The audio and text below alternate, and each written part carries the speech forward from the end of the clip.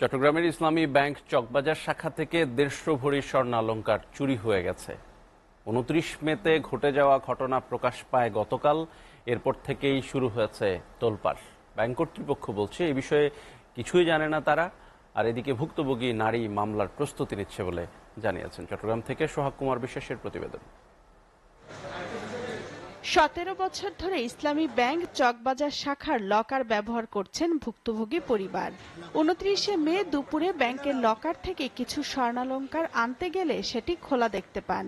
এ সময় মাত্র 11 ভরি স্বর্ণালংকার লকারে দেখতে পান গ্রাহক। নতুন গহনা রাখতে গেলে ব্যাংকের সংশ্লিষ্ট কর্মকর্তা তাকে লকার রুমে নিয়ে যান। লকারের কাছে গিয়ে সেটি খোলা অবস্থায় দেখতে পান রোকেয়া। লকারের আগে রাখা প্রায় 160 ভরির 11 ভরির সন্ধান পান রোকেয়া। ব্যাংকের লোকজন জড়িত বলে অভিযোগ তার। 29 তারিখ গিয়ে দেখলাম যে ওই যে পুরা আমার লকারটা পুরা খোলা।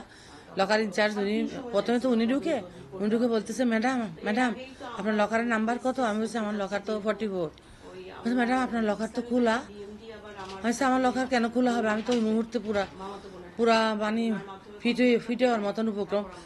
এ ঘটনায় ব্যাংকের লোকজন জড়িত বলে ধারণা সংশ্লিষ্ট মালিকের। চুরির বিষয়ে কিছুই জানে না ব্যাংক কর্তৃপক্ষ। স্বর্ণ গায়েবের বিষয়ে তা তদন্ত করা হচ্ছে বলে জানান ব্যাংক কর্মকর্তা।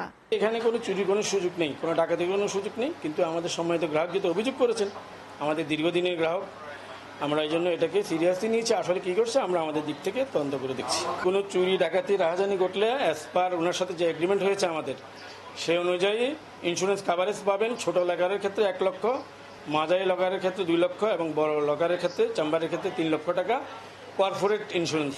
আমাদের হেড অফিস এই ইন্স্যুরেন্সটা করেন। এই ওভারঅল সবগুলি ব্রাঞ্চের একাত্রে একটা ইন্স্যুরেন্স হয়।